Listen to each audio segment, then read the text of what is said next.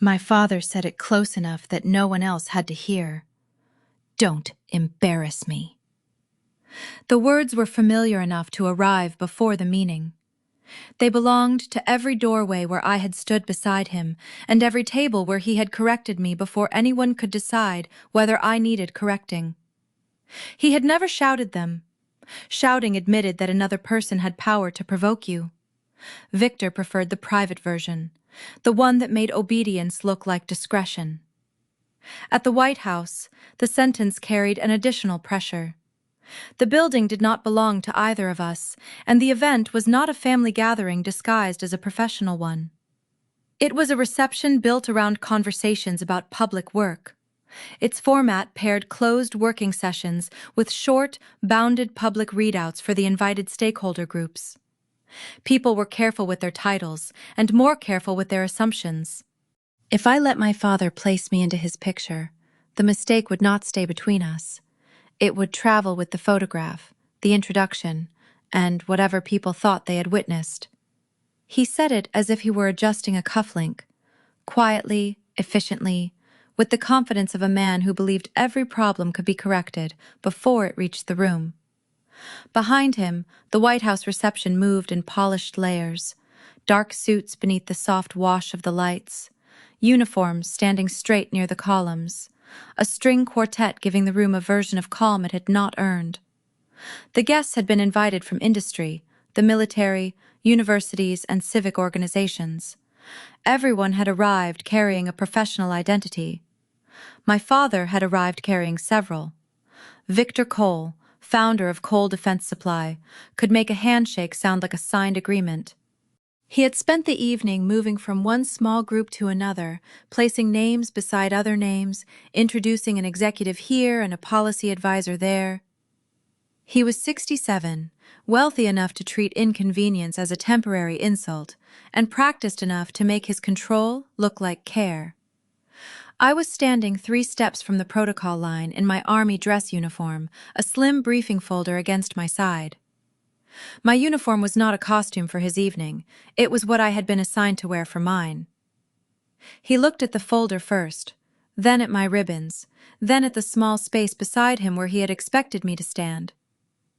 "You could have worn something less severe," he said. "This is the uniform for the assignment." "Of course it is." His eyes moved toward a couple waiting to greet him. "Just don't make this complicated." That was how he spoke when he wanted a command to sound like an invitation. He did not ask what the folder contained. He did not ask why I was there separately from him. He only wanted to place me inside the picture he had already composed. I had learned not to explain myself while he was performing confidence for strangers. Explanations gave him material. A sentence about my work became a correction he could improve. A sentence about my feelings became a weakness he could privately diagnose.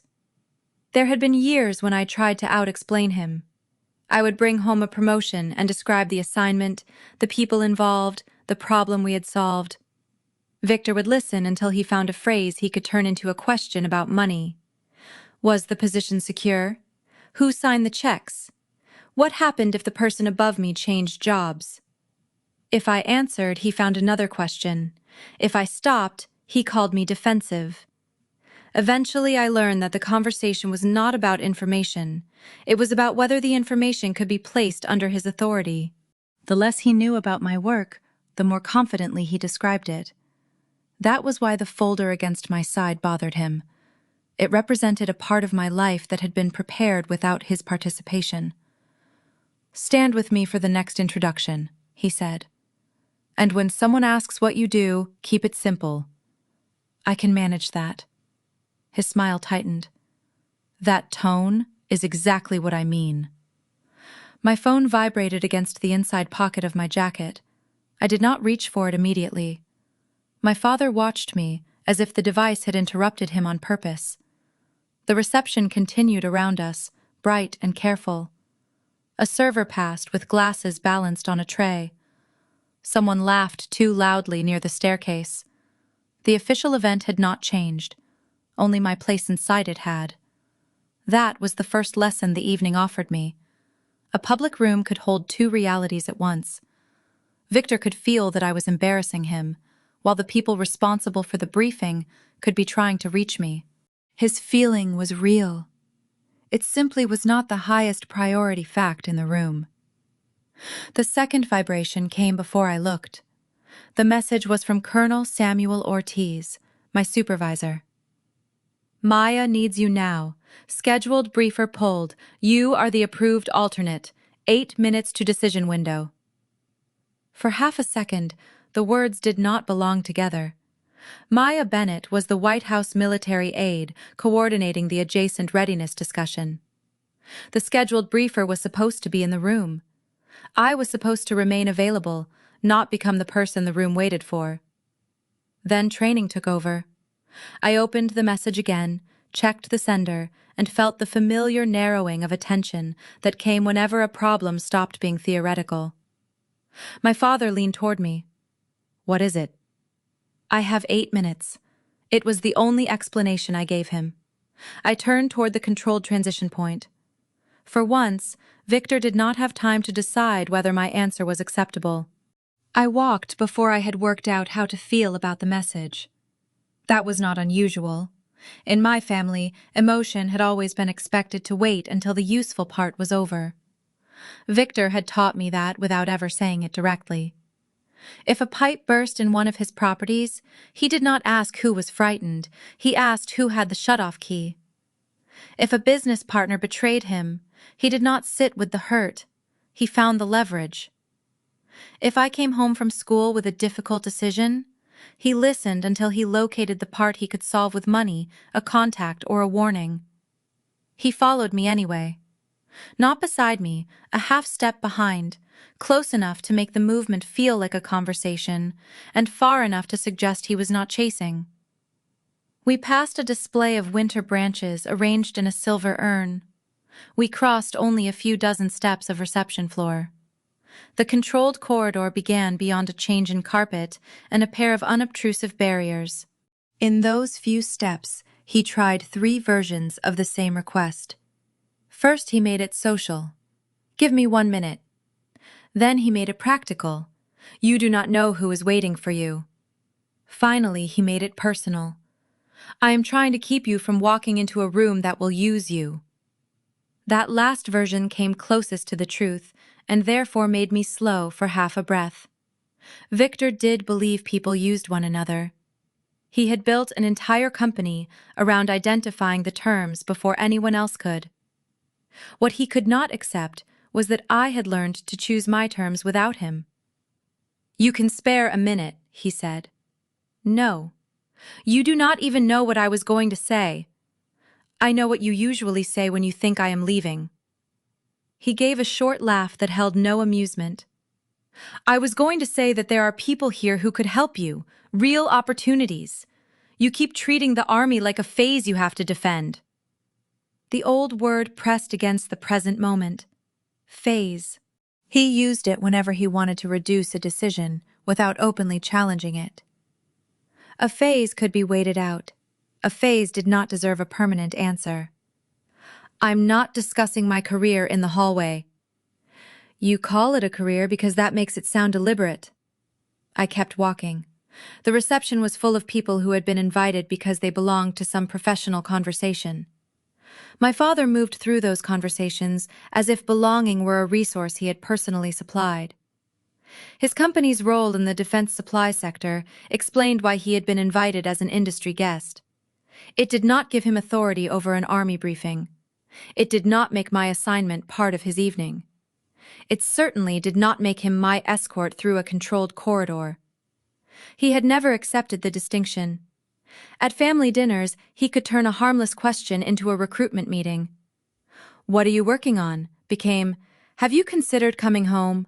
A promotion became a chance to compare my salary with what he could offer. A difficult assignment became evidence that the army was taking more from me than it gave.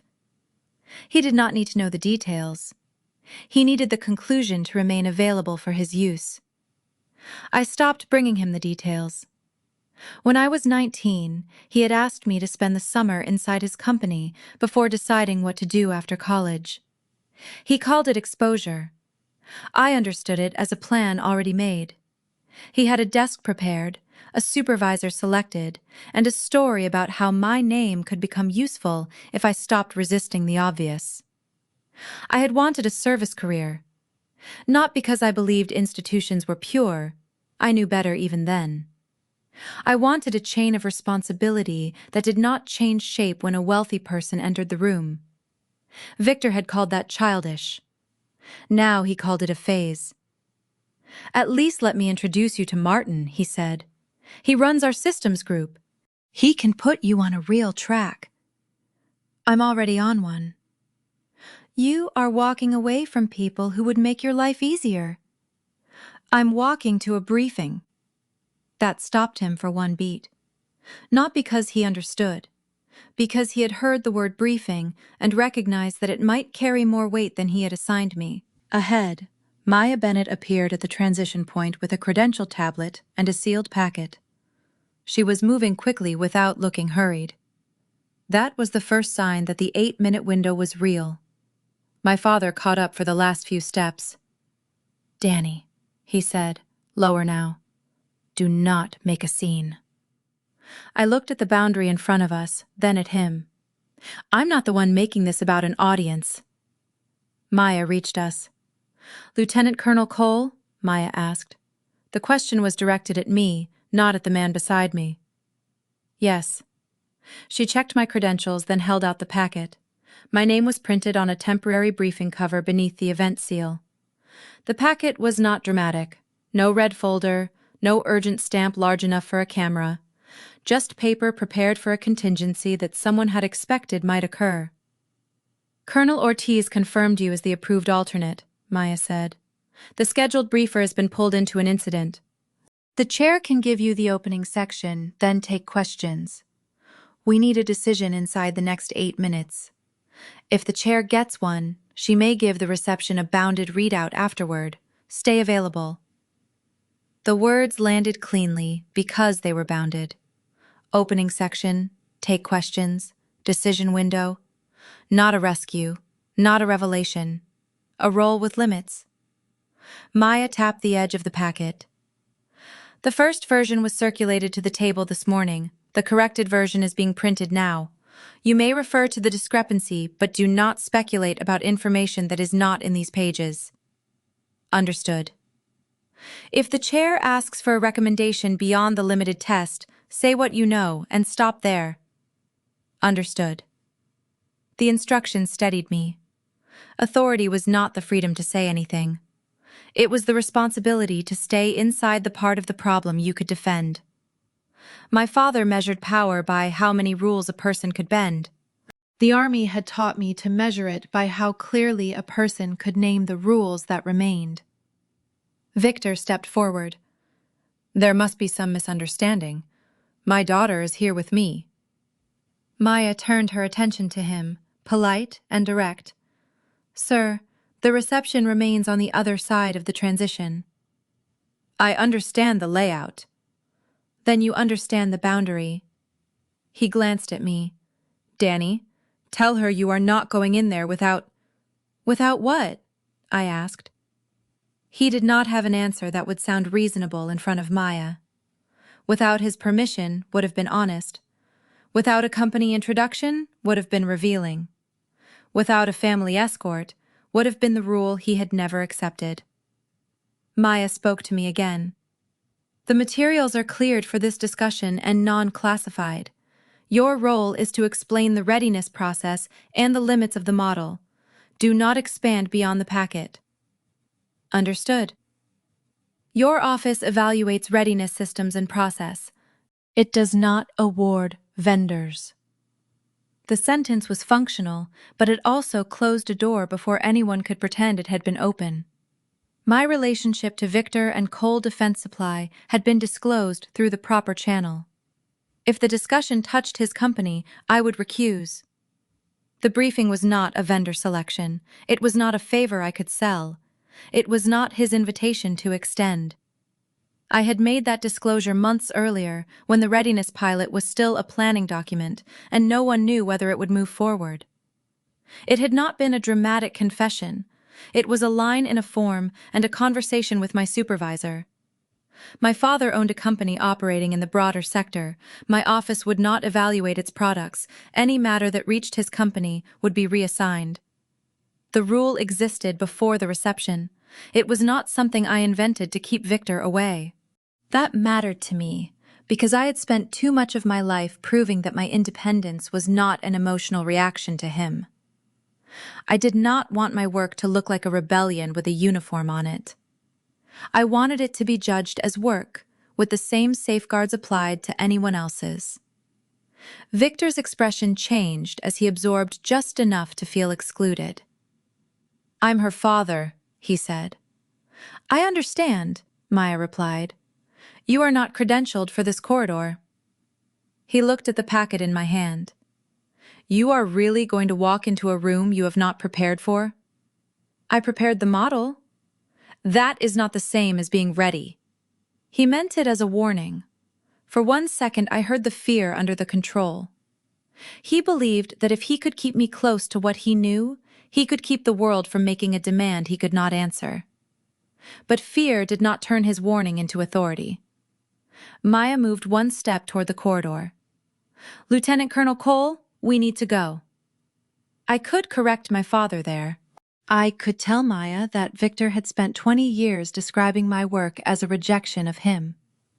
I could make the social truth visible before I entered the professional room. Instead, I took the packet. "I'll take the opening section." Maya nodded. "Thank you." Victor reached for the last available form of access. Concern performed loudly enough to become a claim. "Dani, don't let them put you in a position where you have to embarrass yourself." I did not answer. Maya stepped through the checkpoint with me. Behind us, Victor stopped where the reception carpet changed. He was close enough to hear Maya say, "Lieutenant Colonel Cole," and "approved alternate."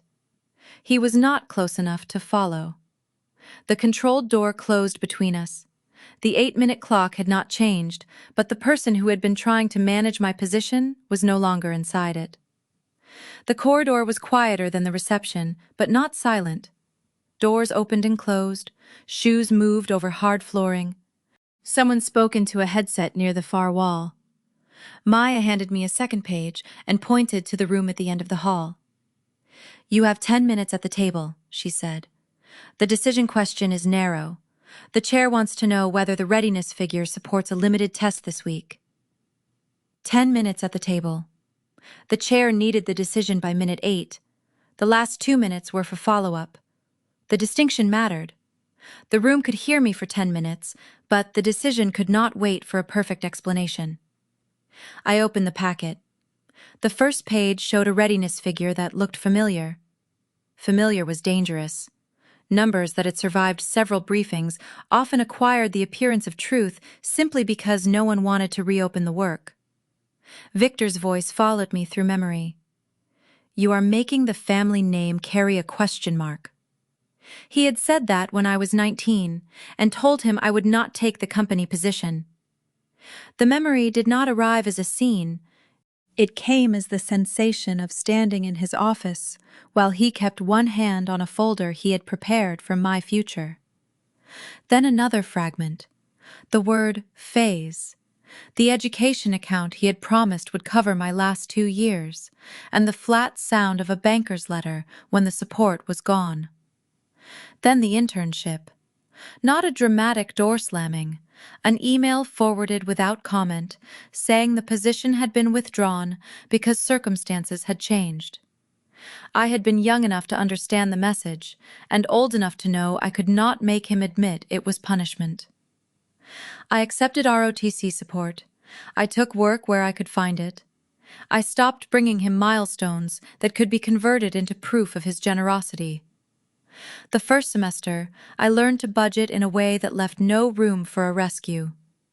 I learned which forms needed signatures, which bus routes ran before dawn, and how to ask for help without handing someone the right to redesign my life. None of that made me invulnerable. It made the next decision available. That was all the work needed to do. "Lieutenant Colonel?" Maya said. I looked down.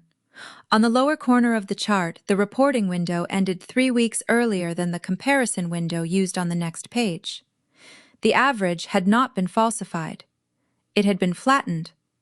A delay at one depot disappeared inside a broader number, and the broad number had been passed forward because it was easier to defend. I marked the line. This chart needs to be corrected before the chair sees it. Maya did not ask how I knew. Can it be corrected inside the window? Yes, if Ortiz confirms the current figure. I called him. He answered on the second ring. Tell me what you found, he said. Not, are you sure? Not, did someone send you a new version? He asked for the problem as if trust meant making the other person state the evidence plainly. The first chart averages the depot delay across a reporting window that closes before the transport backlog peaks. The comparison page uses the later window. We are comparing a full delay against a partial delay. What does that change? It changes the location of the risk. It does not prove the pilot failed. It means the current figure cannot support a broad rollout. What can it support? A limited test with a review date. Then say that. Do not rescue the number. Do not punish it either. I heard the sentence and thought of my father. He had always treated uncertainty as a public relations problem. If a number threatened the room, he wanted it improved. If a person threatened his image, he wanted her repositioned. Send the corrected window, I said. Already moving. The new page arrived while Maya was checking the room schedule. I replaced the old chart in the packet and wrote 3 words at the top of my notes. What it means, what it does not mean. The words also described the family history I had avoided carrying into the room. What happened was that Victor withdrew support after I chose the army. What it did not mean was that every hard year afterward belonged to him as proof of his wisdom. I had wanted him to see the cost. I had also wanted to stop arranging my life around the hope that he might finally name it. The corridor clock showed less than 8 minutes to the decision window. I could feel the old account of myself trying to return. The 19-year-old who believed that if she explained the service path one more time, her father would hear the difference between danger and purpose. That girl did not need to be ashamed of wanting his support.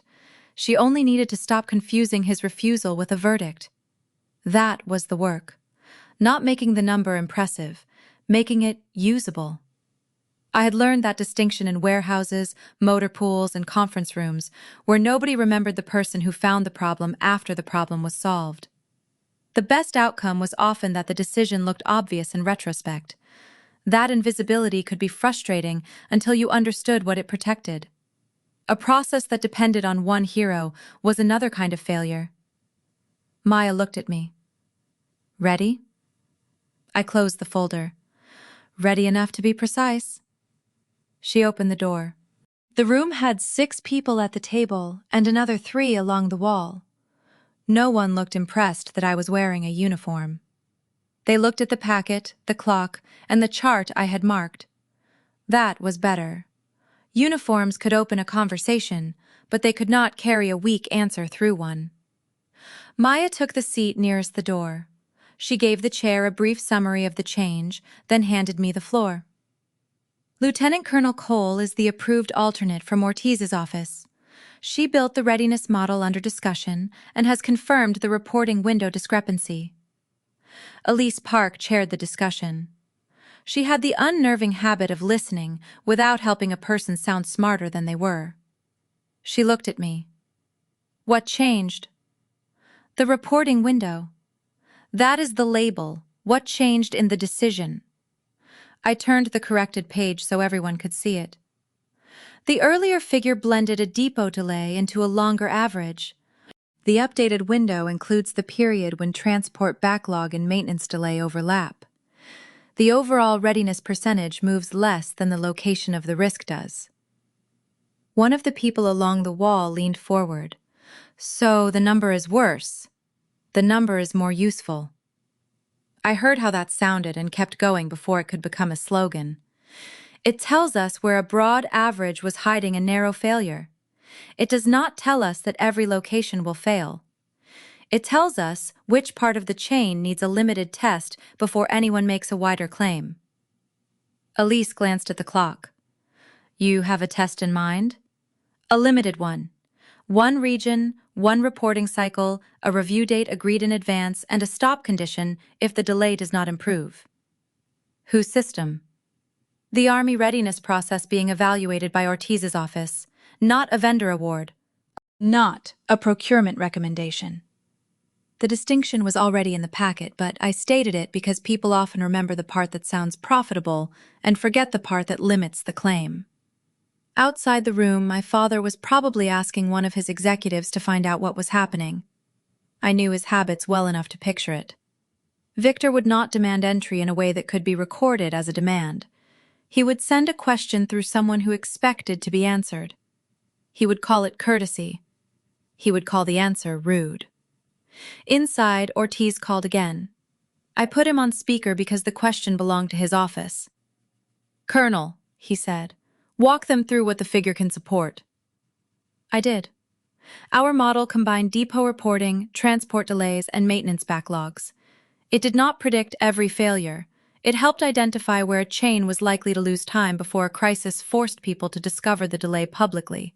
The work was mostly unglamorous. Reconciling definitions, checking whether two offices were using the same week as a baseline, and asking why a good average could coexist with a bad queue. I explained the model with an example instead of a diagram. If 3 trucks left a depot on time, but one waited 4 days for a maintenance release, a weekly average could make the delay look like a minor variation. The people waiting for that truck did not experience an average. They experienced an empty space in the chain.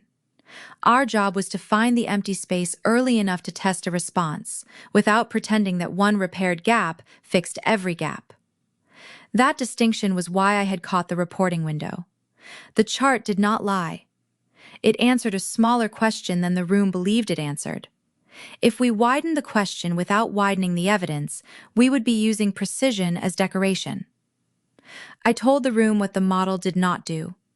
It did not replace commanders. It did not select a supplier. It did not turn a pilot into proof.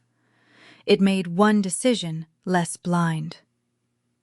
Elise asked 2 more questions. Ortiz answered one, I answered the other. No one asked about Victor. That absence felt more significant than any introduction would have. At the reception side of the door, my father's executive appeared near Maya's checkpoint. Maya spoke to him for less than a minute. He left without getting the information he wanted. His badge had brought him into the event. It had not brought him into my work. When the call ended, Elise said, "Lieutenant Colonel Cole, there is a temptation in a room like this to present the corrected number as the real number and move on. Why should we trust this revision? You should not trust it because it is newer. You should trust the process only after you can see the comparison window, the source records, and the limit of what we are claiming.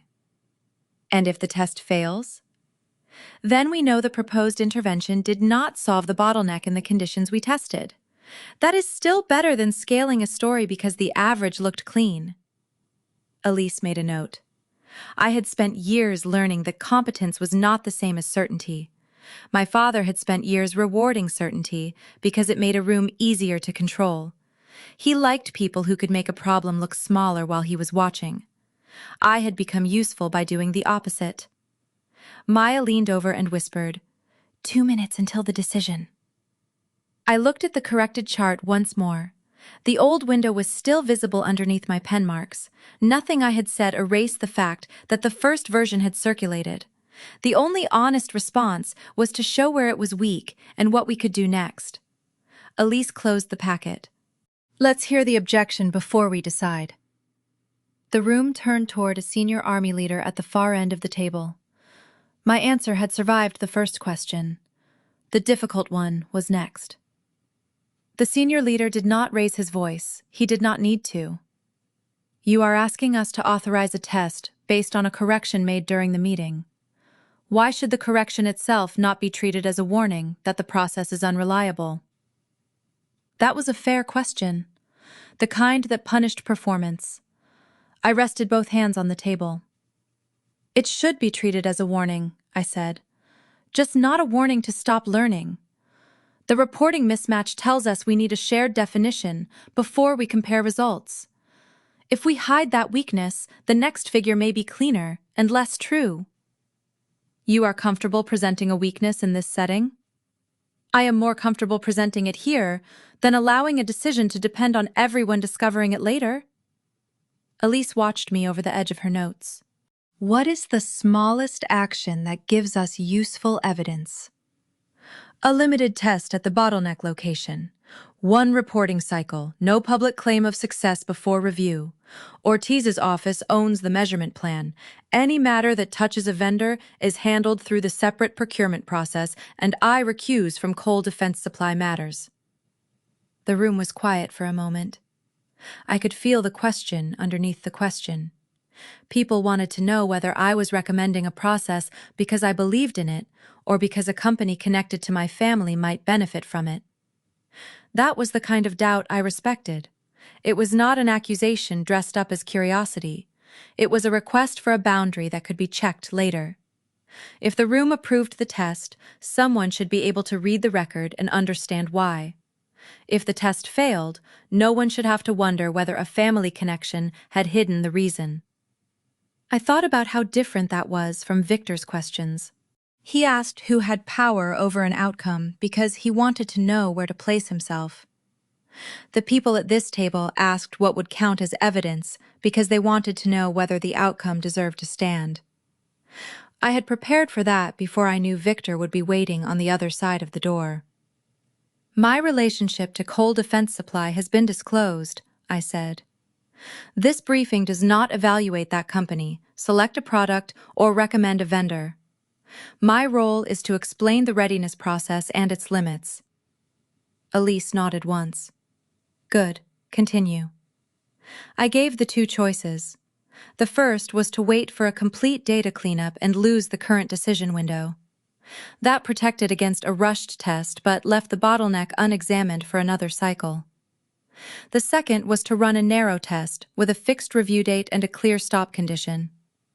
That carried the risk of learning that the proposed intervention was not enough. Elise asked me to describe the stop condition in language that could not be softened by a presentation team later. If the delay remains above the agreed threshold after 1 reporting cycle, the test stops and the office reassesses the intervention, I said. If the measure changes because the definition changes, we record that as a measurement problem, not a success. Who has authority to stop it? Ortiz's office with the participating command, not the company that might later offer support, not me alone. And if the test produces an attractive result, we check whether the result holds in the next window before describing it as a pattern. The senior leader looked down at the page, then back at me. You are making this very hard to sell. It is not a sale.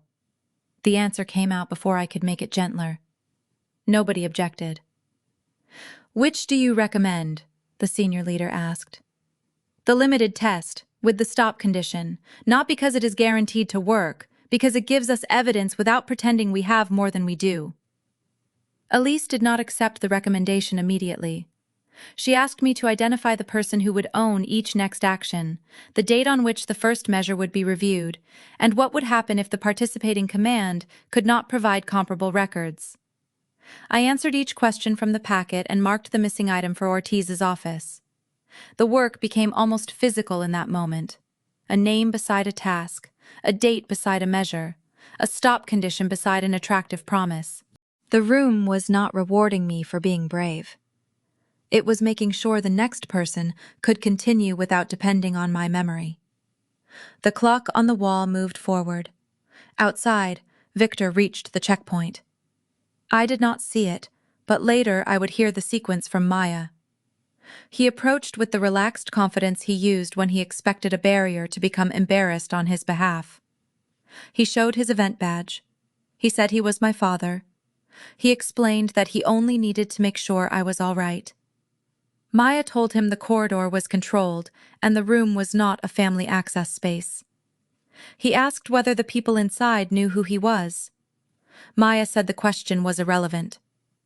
Victor looked through the glass panel at the end of the corridor. He could not see the table clearly. He could see Maya step back into position, and the door remained closed. By then, I was answering Elise. "What would falsify your conclusion?" she asked. "If the bottleneck remains unchanged after the test under the agreed conditions, the intervention has not shown enough value to continue in that form. If the number improves but the reporting definitions change again, we cannot attribute the result to the intervention without isolating that change." "And if someone asks you tonight whether the Army has solved the readiness problem?" "I would say no. We have identified a blind spot and proposed a controlled way to learn whether a specific response helps." The phrase blind spot was not dramatic. It was accurate. Elise returned her attention to the others at the table. "I am comfortable assigning the limited test to Ortiz's office, provided the review date and stop condition are written into the follow-up." The senior leader agreed. Maya recorded the decision. No one applauded. No one stood. A professional room changed direction in the quietest possible way. A date was entered, a responsibility was named, and an exaggerated claim was prevented from entering the record. Elise looked at me. "Stay for the technical follow-up. You caught the problem before it became the decision." "Yes, ma'am." I gathered the packet. My hands were steady now, but not because I had forgotten the reception outside. I had simply stopped asking it for permission to do the work. When the door opened, Maya was waiting. Victor was still at the boundary. He had heard none of the private discussion, but he had heard enough procedural words to know that my presence had not been decorative. "Lieutenant Colonel Cole," Maya said, "Elise wants the team back at the reception transition for one public follow-up." Victor turned at the sound of my title. For the first time that evening, he was looking at me without a prepared introduction. The public follow-up lasted less than 5 minutes. That was enough. Elise stood with Ortiz's team near the reception side transition, where invited guests could hear a bounded summary without entering the closed briefing. There was no stage and no ceremonial microphone. The event continued around us. People were speaking in low voices, checking their phones, and deciding whether to stay for the next conversation. Elise thanked the team for taking the decision seriously. Then she turned to me. "Lieutenant Colonel Cole, one question for the people who were not in the room. Why did the readiness figure move if the underlying system did not change overnight?" It was a technical question, made plain enough for a public setting. "Because the first window averaged a delay across a period that did not include the full overlap between transport backlog and maintenance delay. The correction does not mean the system suddenly became worse. It means we stopped allowing the average to hide where the pressure was concentrated." Elise nodded. "And what happens next?" "A limited test with a review date. We will measure whether the proposed response changes the bottleneck. We will not call it a solution before the evidence exists." "Why not test everywhere?" another guest asked. "Because a broad test would make the same mistake as the broad average. It would give us more activity without telling us which condition produced the result. A limited test lets us see whether the response works where the risk was actually found." "That sounds slower." "It is slower than making a claim. It is faster than repairing a claim after people have built decisions on it." The guest considered that. No one in the small circle smiled, but several people stopped looking at their phones. A man near the column asked, "So the White House has approved the Army's new system?" The question was exactly the kind that could turn a careful sentence into a headline. I answered before anyone else could smooth it over. The discussion supported a limited readiness process test. It did not approve a vendor, endorse a company, or prove a complete solution. Elise looked pleased, not because I had made the room feel important, but because I had refused to let the room claim more than it had done. "That distinction is why the test can proceed," she said. The sentence traveled farther than the applause my father had wanted. It gave the work a limit, and therefore gave it a chance to remain credible. Ortiz did not smile at me from across the group. He only checked the time and asked Maya whether the written review date had been entered. That was how I knew the moment was real. The people who trusted the work were already protecting its next step. Victor stood 6 feet away. I saw him listening to the phrase vendor. His expression tightened, then rearranged itself. He was no longer trying to get through the checkpoint. He was trying to understand which version of the evening could still belong to him. One of the industry guests beside him said, "That is the officer who caught the readiness blind spot." Victor answered too quickly. "She has always been good at seeing patterns. I made sure she had every opportunity." The statement was not entirely false. That was what made it useful to him. He had given me things at different points in my life. A school, a room, a plan, a job he wanted me to take. He had also withdrawn things when I refused to become the person those gifts were designed to produce. I did not correct him in front of the guests, not because he deserved the claim, because the claim was smaller than the conversation I would eventually have to choose. I had learned the danger of correcting Victor in public. He treated every correction as a contest over who controlled the room. If I challenged him in front of the guests, he would defend the version of himself that had been challenged. The work would become evidence in a fight instead of a responsibility with a clear owner. So I let the sentence pass and watched what he did next. He did not ask about the review date. He did not ask what evidence would be collected. He asked for a photograph. That told me which part of the evening he understood. The photographer had arranged the guests by affiliation. Industry representatives stood near one column. Civic leaders stood near another. The military team had been invited into the frame because the reception was meant to show cooperation. But cooperation was not the same as ownership. I had seen that distinction disappear in corporate rooms, where a logo could turn a shared table into a private accomplishment. Victor understood images as a form of leverage. A photograph could be sent to a client, placed in a newsletter, or remembered by someone who had not been in the room. It could make a relationship appear established before anyone had consented to one. That was why my refusal mattered, even though the picture itself was harmless. I was not rejecting a family memory. I was refusing to let an image make a professional claim on my behalf. Elise asked me one last question. "What would you want the public summary to remember?" I looked at the corrected packet in my hand. That a better decision is not always the one with the most confident number. Sometimes it is the one that names the uncertainty and puts a limit around the next test. The people listening did not need a lecture. They needed a sentence they could carry without turning it into a promise. Elise thanked me and moved back toward Ortiz. A few guests approached him with questions about the review date. One asked me whether the bottleneck was a supplier issue. I said it was a process issue under evaluation, and that any vendor question belonged to the appropriate separate channel. The guest asked whether my father's company had helped build the model. I could have answered with irritation. Instead, I said, no. The model was built and evaluated through Ortiz's office. My relationship to Cole Defense Supply is disclosed, and I do not participate in company matters. He nodded, embarrassed by the question only because the answer had been clear. I realized that disclosure was not a stain I had to hide. It was a guardrail that let the work be examined without asking strangers to guess what I had failed to say. The answer was less satisfying than gossip. It was also safer.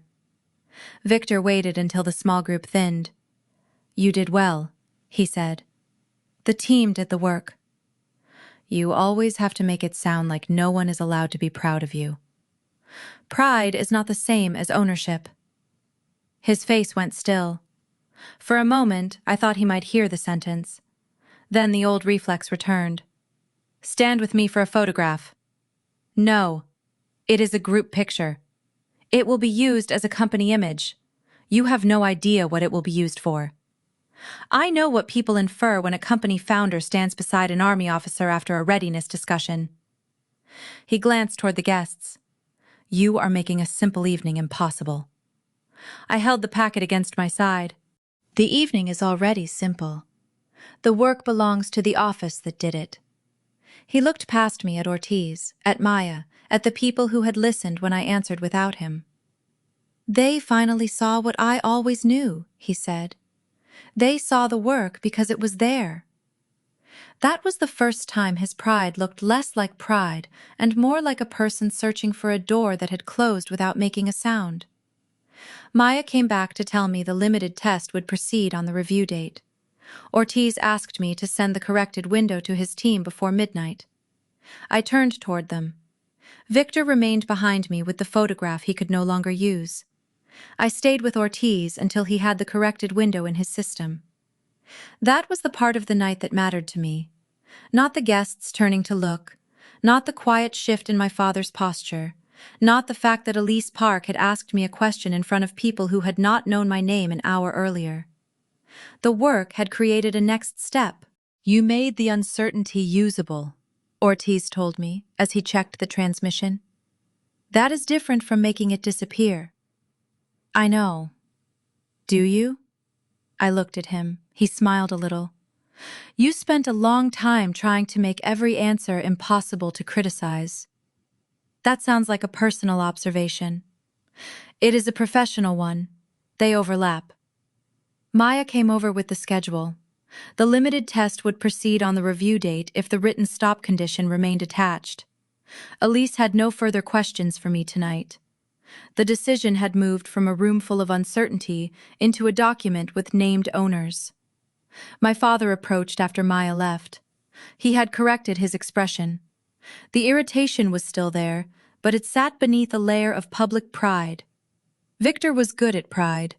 He could make it warm enough to appear generous and sharp enough to remind everyone who was supposed to receive it. "That was impressive," he said. "It was a team decision." "You always do that." "Do what?" "Make yourself smaller so no one can accuse you of wanting attention." I glanced at the packet.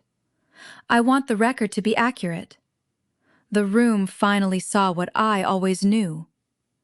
The room saw the work because it was there. His jaw moved once. "You could have let me be proud of you. You could have asked what I was doing." The answer was quiet. It still changed the space between us. He looked toward the group gathered near the photographer. "Stand with me for a picture." "No. It is not a public trial. I did not say it was. You are acting as if a photograph can steal something from you. A photograph can suggest something that is not true." His voice dropped. "What would it suggest?"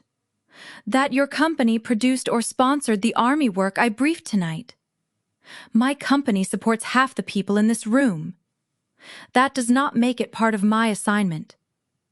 For a second, Victor looked at the packet rather than at me. I could see the offer forming before he spoke it. He had spent the evening watching one door close and another open. He wanted the new door to be one he could unlock. "Then come work for me," he said. The sentence sounded casual because he had practiced it in his head. "No. You have not heard the terms. I have heard the reason. The reason is that you are wasting your leverage. My leverage is not a job title. You could have a senior role, a larger salary, a seat on the board. You could do strategic work without waiting for people who barely know you to decide whether you are useful." He was offering money, visibility, and a place close enough to his power that he could call it family again. "You want me to move the work into your company. I want you to stop giving your best years to people who will forget your name after the meeting." "You did not know my name in the meeting." His face tightened as if I had struck him. I had not. I had only put the absence where it belonged. "I know you," he said. "You know the version of me you can manage." Nearby, a guest laughed at something a server had said. The reception kept moving. That was the strange thing about a family boundary in a public room. No music stopped. No one turned toward the exact wound. The world left you alone to decide whether you would protect it. Victor rubbed one hand over the other. I was trying to protect you, he said. This time, the fear underneath the sentence showed itself. From what? From depending on systems that do not care whether you come home.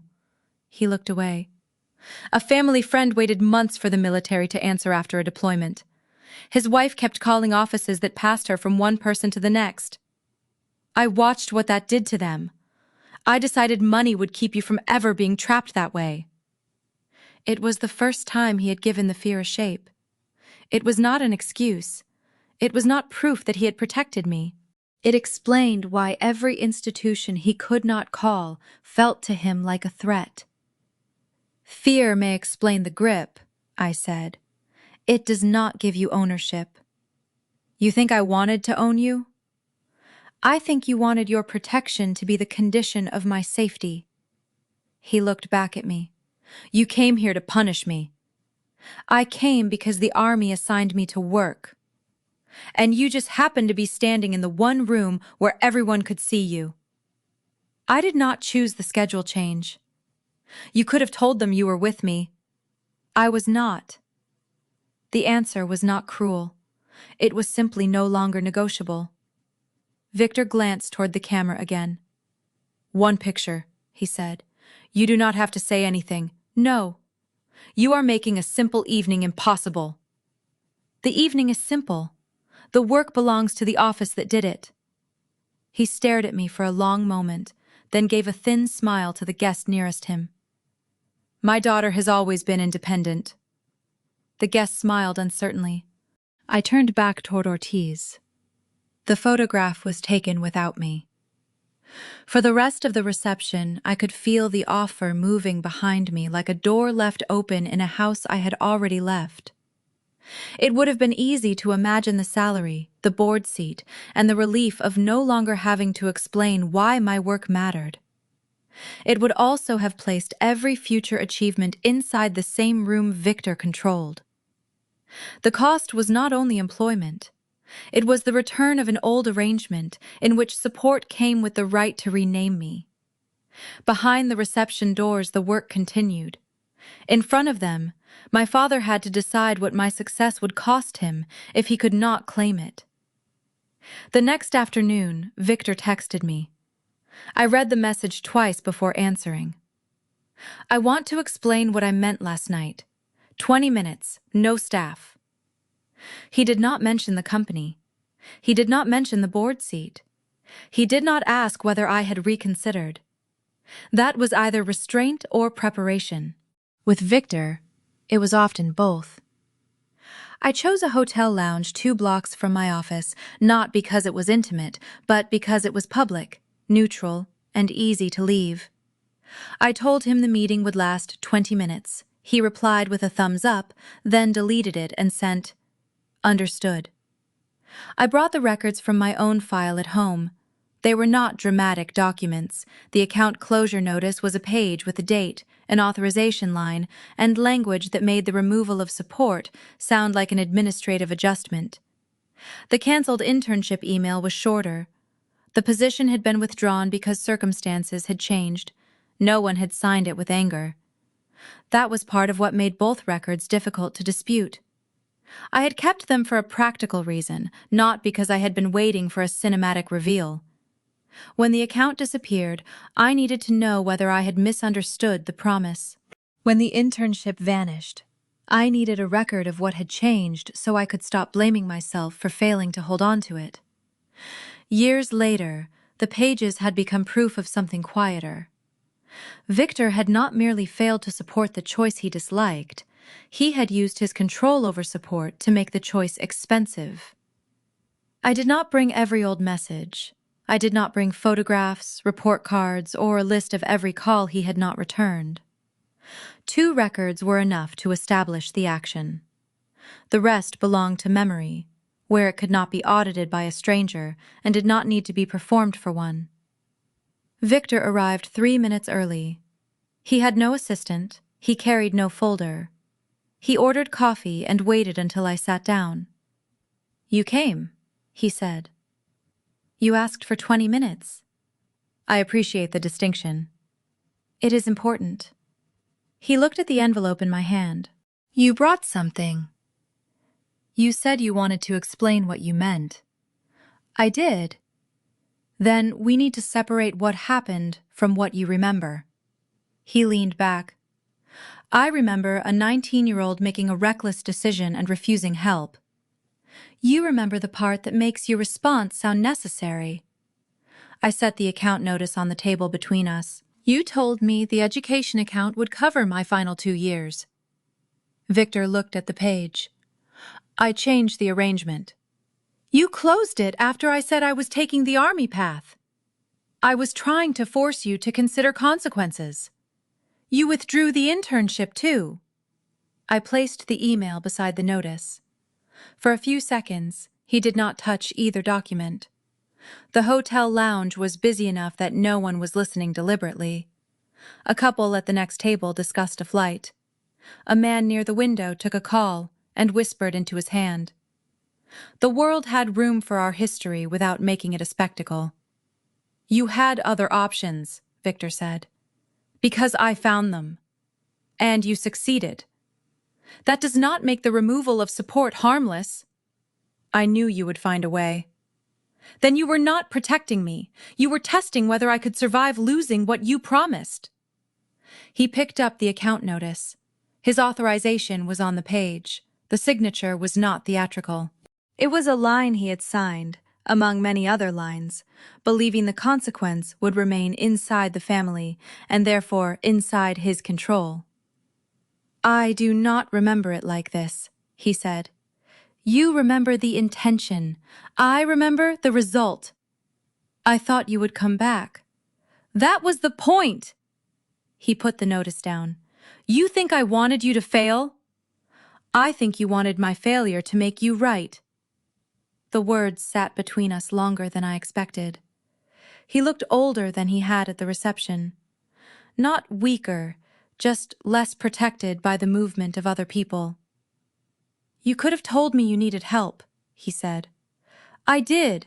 You offered the kind of help that required me to become someone else. You were 19. Exactly. You had more power than I did, and you called the arrangement a lesson. He folded the canceled internship email once, then flattened it again. I should not have done that. It was the closest thing to an apology he had offered, but I did not use the word for him. You should say what you did. I closed the account and withdrew the internship because you rejected the path I had chosen for you. And then? And then I treated your ability to continue without me as proof that I had not hurt you. The sentence cost him. I could hear it in the way his voice lost its practiced rhythm. I put the records back in the envelope. This is not a demand for repayment. I know. It is not an invitation to explain the army to me. I know. And it is not permission to use last night as evidence that you made me. Victor looked out the window. I have spent my whole life believing that if I paid for the room, I was responsible for what happened inside it. That belief may work for a company. It does not work for a daughter. The server came by. Victor asked for the check. I had ordered tea and paid for it before he could reach his wallet. You do not have to pay for this meeting, I said. He withdrew his hand. 20 minutes had passed. I am not ready to be close to you, I said. I understand. You may not, he nodded once. Then I will learn what that means. I left with the documents in my bag and no new promise between us. In the elevator, I expected relief. Instead, I felt an old habit looking for its next assignment. Had I been too direct? Had I made the record sound like an accusation? Should I have explained the years between the account and the White House more gently? The questions belonged to the version of me that believed a perfect explanation could make Victor choose differently. I let the elevator reach the lobby without answering them. The documents were not a test I had failed to perform. They were records of a decision he had made. The records had done what I needed them to do. They had not changed his childhood memory. They had made it harder for him to call that memory the only record that mattered. 3 days after the White House event, Ortiz called me before my first meeting. "Have you seen the client deck from Cole Defense Supply?" "No. I am sending you a screenshot. Do not forward it from your personal account." The image arrived through the approved channel. It was not the briefing packet. It did not contain the corrected chart. It did not use Elise's questions or Ortiz's language. The first slide used a public fact that could have been found in an event summary. Victor Cole's daughter, Lieutenant Colonel Dani Cole, briefed White House officials on readiness modernization. The next slide placed that sentence beside the company logo and a photograph of Victor at the reception. The words did not say that the Army endorsed the company. They did not need to. The arrangement suggested it. A reader could believe that my presence at the White House validated Cole Defense Supply's capability, or that the limited readiness process test was connected to a commercial model the company could provide. At the bottom of the deck was a line about strategic partnership. I read it 3 times. The line was carefully vague. It did not promise a contract. It did not claim that an official had selected the company. It merely positioned Cole Defense Supply as the obvious bridge between public readiness work and private capability. That was how Victor preferred to operate when a direct claim could be challenged. Place 2 true things next to each other and let the audience supply the untrue connection. The photograph made the arrangement worse. It showed Victor at the reception, smiling beside a group of guests, while my title appeared in the text below. There was no image of me inside the briefing room. There was no secret access to manufacture. The deck did not need either. It used proximity as a substitute for permission. I asked Ortiz whether the client had received the full deck or only the screenshot. "The full deck," he said. "They are asking us to confirm whether the public statement changes the status of the pilot." "It does not change the status of the pilot." "It changes the amount of explanation we owe them." He was right. A clean process did not protect itself by insisting that confusion was someone else's problem. It identified the confusion, corrected the record, and kept the work moving if the conditions still held. I read the deck line by line with the ethics officer. The phrase "White House officials" was factual. The placement beside Victor's logo was the problem. The sentence about strategic partnership was not false in isolation. In context, it suggested a relationship the company had not earned. We marked the exact point where a reader could make that inference and kept the correction focused there. That precision made the decision harder for Victor to dismiss as a personal attack. I was not asking him to disappear from the industry. I was asking him to stop using my presence as evidence that his company belonged inside a process it had not been invited to control. The danger was not embarrassment. The danger was that stakeholders would believe the limited pilot was vendor-driven. If that happened, the test would have to spend its first weeks proving what it was not, instead of measuring whether the process helped. "Who received it?" I asked. "A prospective commercial client with no role in the Army test," Ortiz said. "They asked whether your briefing represented an Army recommendation." There it was. The consequence had moved from implication to a question another organization had to answer. "I will use public affairs and ethics," I said. "Good. Keep the correction factual." "I will." I did not call my father first. I prepared a short statement through the appropriate channel. The readiness model belonged to the Army office that developed and evaluated it. The White House discussion supported a limited process test with a fixed review date. It did not endorse Cole Defense Supply or any vendor. My relationship to the company had been disclosed, and I had not authorized the use of my name as a commercial endorsement. I removed every sentence that sounded like a personal accusation. The truth did not need my anger to remain true. The public affairs officer reviewed the wording. Ethics reviewed the relationship disclosure. Ortiz confirmed the pilot's scope. No one asked me to soften the correction so Victor would be comfortable. The review took longer than the sentence itself. Each word had to answer a different risk. Briefed was accurate. Endorsed was not. Readiness modernization described the subject without suggesting that a public reception had selected a product. Limited test kept the result from becoming a promise. Separate from the company made the family connection visible without making it the center of the Army's work. That was the difference between a correction and a counterattack. A counterattack would have told the client what to think about Victor. The correction told the client what had and had not happened. The prospective commercial client requested a written clarification from Cole Defense Supply before continuing its separate business discussion. In parallel, the Army Program Office held the pilot review date while it documented that no vendor had been selected. Victor called 20 minutes later. "You sent a statement that makes us look dishonest." "The deck implied that I endorsed the company. It said you briefed officials." "That fact was public. The way your team arranged it made a different claim." "You are overreacting to a slide." "The client asked whether the Army had recommended your company." He went quiet. "Do you understand what that does to us?" he asked.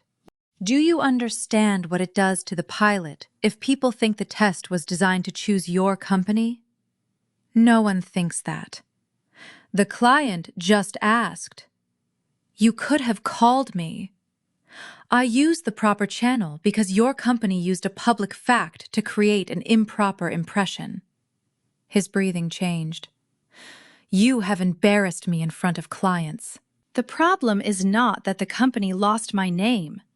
The problem is that it used a name it did not own. I am your father. That does not make you my commanding officer, my public affairs office, or the owner of my work." The words were sharper than I had intended.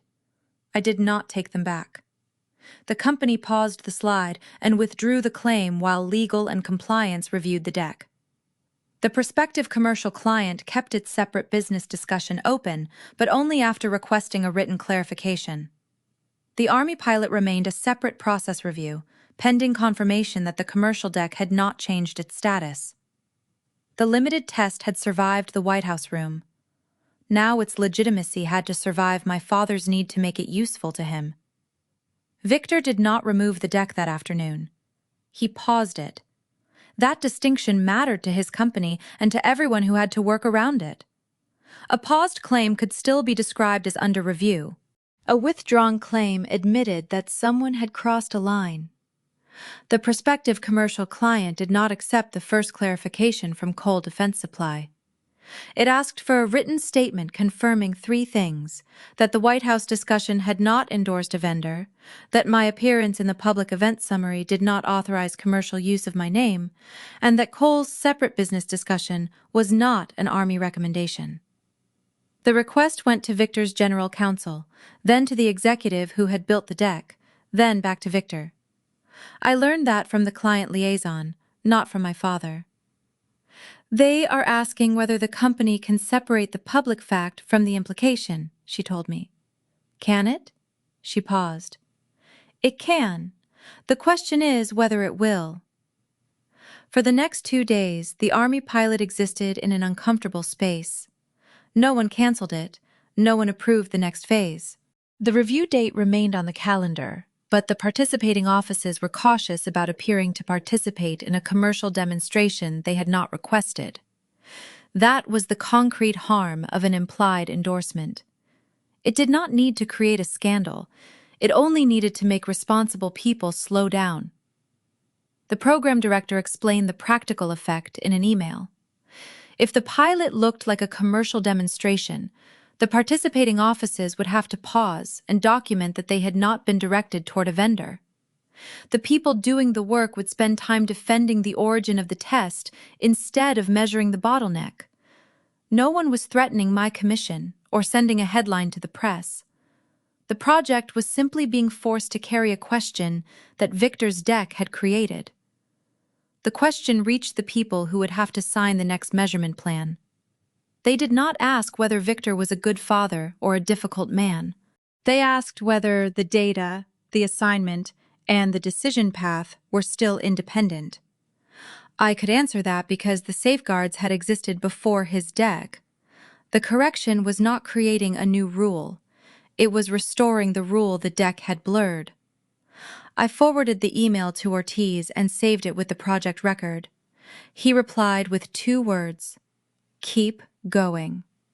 Then he attached the measurement plan, as if the most useful answer to family interference was to make the professional record even clearer. Victor called twice. I let both calls go to voicemail. The first message said, "We need to discuss the wording." The second said, "You are making this larger than it is." I saved both messages with the other project records, not because I wanted to build a case against him, because the safest way to keep a complicated situation from becoming a family argument was to preserve what had actually been said. On the 4th day after the White House event, Ortiz asked me to join a call with the public affairs and ethics officers. The question was not whether Victor had committed a crime. The question was whether the Army could continue the pilot while a private company used a public reference to suggest government validation. "The work itself is clean," I said. "The confusion is external." "Then the correction has to be external too," the public affairs officer said. I had already sent the factual correction through the proper channel.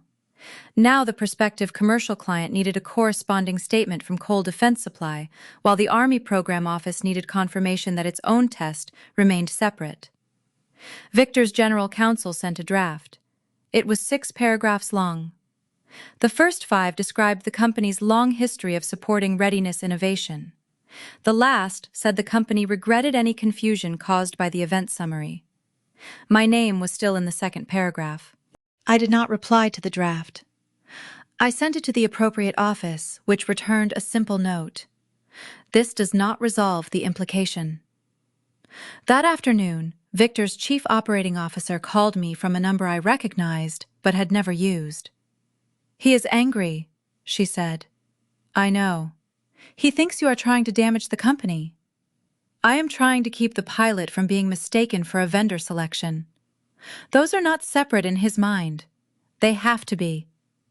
She was silent for a moment. "He has a client dinner tomorrow. He was scheduled to speak about the partnership." "Is he still speaking?" "The client removed him from the program." The information was not satisfying.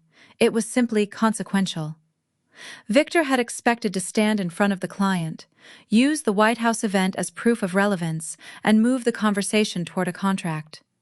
Instead, the client had asked him to stay off the program until the record was clear. That evening, Victor left me a third message.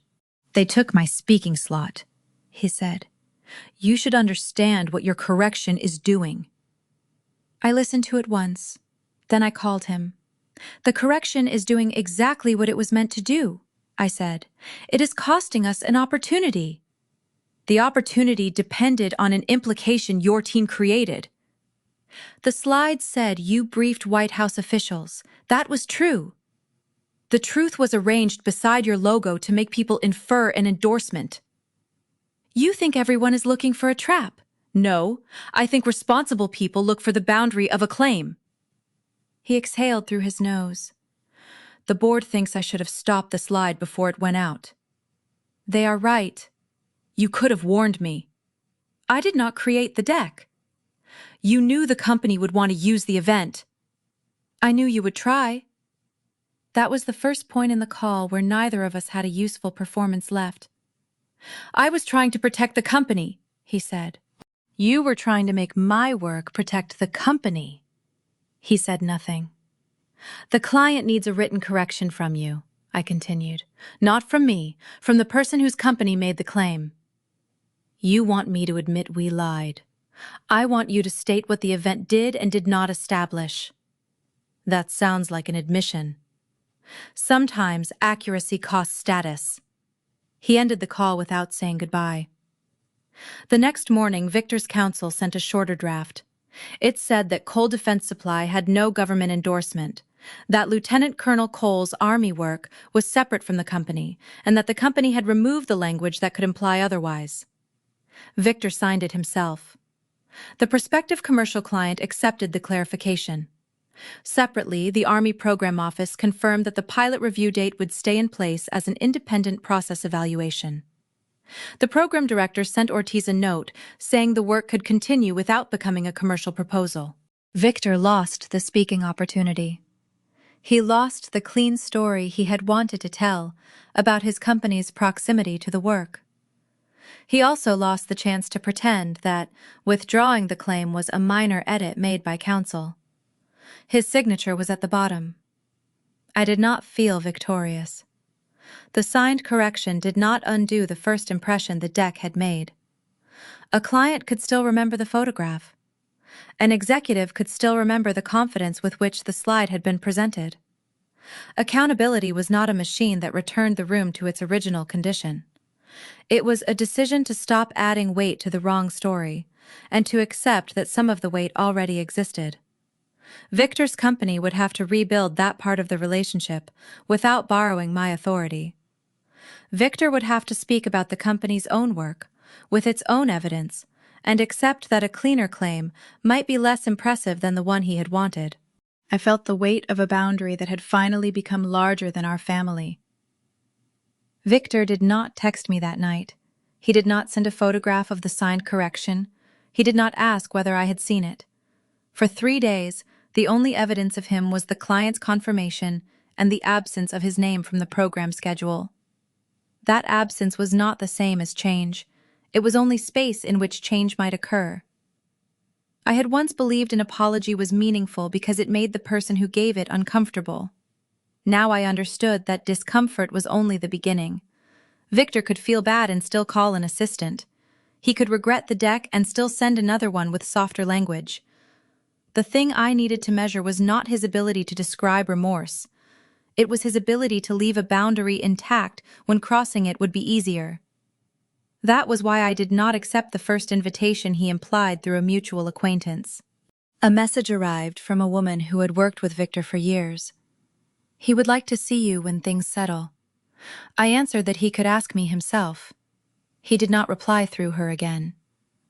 On the 4th day after he signed the correction, a message appeared on my phone. I am asking for one meeting, no staff, no company materials.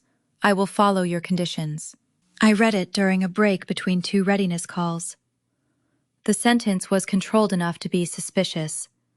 Victor had spent his life turning conditions into terms he could negotiate.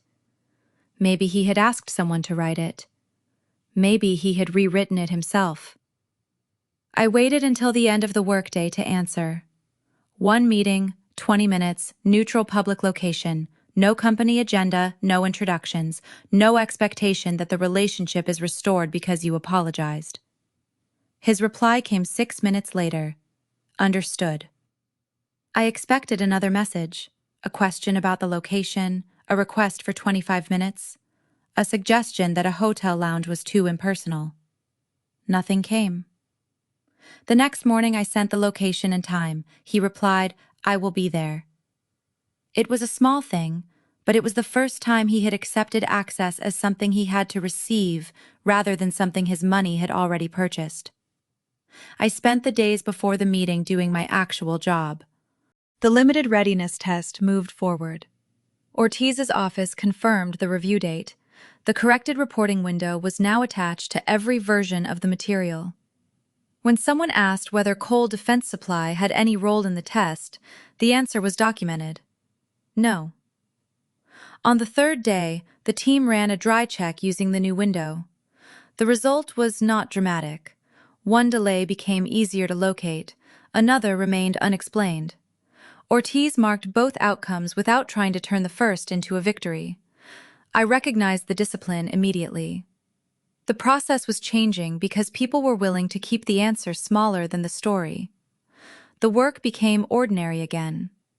That was its own form of victory, not a public reversal, not a family reconciliation. The ability to return a professional process to the people responsible for it. At the end of the week, the program director sent the team a note confirming that the pilot would remain independent of commercial proposals. Ortiz forwarded it to me with no comment. I printed it and placed it beside the corrected chart. The 2 pages answered different questions, but together they made the same promise. The record would not be allowed to drift just because someone powerful preferred a smoother version. I kept Victor's signed correction in a separate file. It was not a family keepsake. It was evidence that, once the cost reached his own status, he had chosen accuracy over possession at least once. I also noticed what had not changed. Victor had not asked about the pilot. He had not asked whether the client accepted the correction. He had not asked what the work required from me next. His message had been about the meeting, not about my life. That was why the cafe would be a test rather than a reward. I wrote the conditions in my notebook before leaving for the appointment. No business, no public story, no discussion of the board, no demand for gratitude. If he crossed one boundary, the meeting would end. The list did not make me cold. It made the future measurable. When I was 19, I had been expected to trust the feeling behind my father's promises. At 39, I trusted what could be observed. Victor arrived at the cafe 2 minutes early. He came alone, no assistant waiting outside, no folder tucked beneath his arm, no envelope that might contain a proposal dressed as an apology. He stood when I approached, then looked at the chair across from him as if asking permission to offer it. "Thank you for meeting me," he said. "You have 20 minutes. I remember." I sat down. He had ordered coffee but had not touched it. The cafe was quiet enough for conversation and public enough that either of us could leave without explanation. "I am sorry," he said. I waited. He looked at me. "For the account, the internship, the way I treated your decision as an insult I had to correct." The words were better because they were specific. They still did not repair what they named. I did not want him to apologize for the version of the story that made him feel most guilty. I wanted him to understand that an apology did not transfer the work of healing to the person who had been hurt. I could accept his sentence without promising that it had changed the shape of my life. I could believe that he regretted the decision and still refused to give him immediate access to the parts of me he had once treated as evidence in an argument. "You do not get to use being sorry as a reason I should become available," I said. "I know. And you do not get to call a limited conversation proof that we are close again." "I know." He said it without adding a condition. That did not erase the years before the cafe. It allowed the conversation to continue without asking me to erase them for him. For the first time, his apology did not arrive with an invoice attached. I could hear it, evaluate it, and leave it where it belonged, with the person who had made the choice. That was not forgiveness. It was a boundary around the conversation, and for now, that was enough. "And for the phrase," he added, "don't embarrass me." He said it once, without performing the whisper. The phrase sounded smaller in the cafe than it had outside the White House. The power had never been in the words alone. It had been in the history he expected me to carry behind them. "You used it as if my life were an extension of your reputation," I said. "I did." "You watched my work only after other people gave you permission to respect it." He looked down at his coffee. "I thought I was giving you a safer path." "You were giving me a path that kept you necessary." He nodded slowly. For a while we listened to the cafe sounds. The grinder started behind the counter. Someone laughed near the window. A spoon touched porcelain. "I do not know how to be your father without trying to help," he said. "Help is not the problem." "It is when you decide what help means." "Yes," he took a breath. "I want to know what you are doing next." I told him about the limited readiness test. I explained the review date, the stop condition, and the risk of mistaking a better measurement for a complete solution. He listened for almost a minute. Then he started to say, "I know someone who could—" He stopped. His mouth closed. His hand lifted slightly, then lowered to the table. "No," he said. "That's exactly what you asked me not to do." I did not smile. I did not reassure him that the attempt did not count because he had interrupted himself, but I noticed the interruption. "Thank you," I said. "For stopping?" "For noticing." He nodded. The moment was imperfect. He had almost converted my work into a contact. He had caught himself before the conversion completed. That was more believable than a perfect apology, and more useful than one. "What happens now?" he asked. "You do not get a schedule." "I understand." "You do not get access because you behaved correctly once." "I understand." "If we speak again, you ask. You do not arrive through staff, guests, a company invitation, or a public story." "I can do that." "You may be able to. Doing it once is not the same as becoming safe." He did not ask me to define safe. That was important. Victor had always wanted a measurable deliverable, a condition he could satisfy and then use to claim the relationship had been restored. This time he let the condition remain a practice rather than a finish line. "If I make a mistake?" he asked. "You correct it without asking me to comfort you about the correction." He considered that longer than he had considered the apology. "That will be difficult." "I know." "I may not get it right." "Then you will have to keep learning." He accepted that without trying to improve the sentence. When the server came by, Victor reached for the check. I put my hand over mine first. "Separate checks," I said. He almost objected. I saw the old reflex move across his face, the reflex to pay, to decide, to turn a shared moment into a debt that could be remembered later. Then he withdrew his hand. "Separate checks," he said. We paid separately. It was a small, ordinary act, but ordinary acts were what I was watching now. Whether he could let a bill remain a bill. Whether he could let a correction remain a correction. Whether he could leave a conversation without turning it into proof that he had earned something from me. None of those tests would make the past disappear. They would tell me whether the future had to repeat it. At the door, he did not ask for a hug. He did not ask me to call when I got home. He did not use the apology as a receipt for closeness. He did not say the meeting had gone well. He did not grade himself. That mattered too. A person who is used to controlling a room often tries to control the meaning of leaving it. Victor let the meeting remain unfinished, which meant I could decide what the next day would hold without having to argue with his conclusion. "Good luck with the test," he said. "It is not luck." "Right," he corrected himself. "I hope the work gives you a clear answer."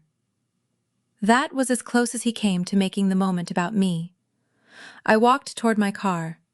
Behind me, Victor stayed outside the cafe until I had turned the corner. He did not follow. The limited readiness test began the following week. The reporting window was corrected, the stop condition was written. The review date belonged to Ortiz's office, not to my father's company, and not to the story people wanted to tell about the White House. Victor sent one message that morning. No praise, no company request, just, "I will honor the boundary." I did not call him back immediately. I placed the phone beside the briefing folder, checked the first page, and walked into work. The White House had not made me important. My father's recognition had not made me legitimate. I placed the phone beside the briefing folder and walked into work, carrying the corrected page and nothing else I had not earned.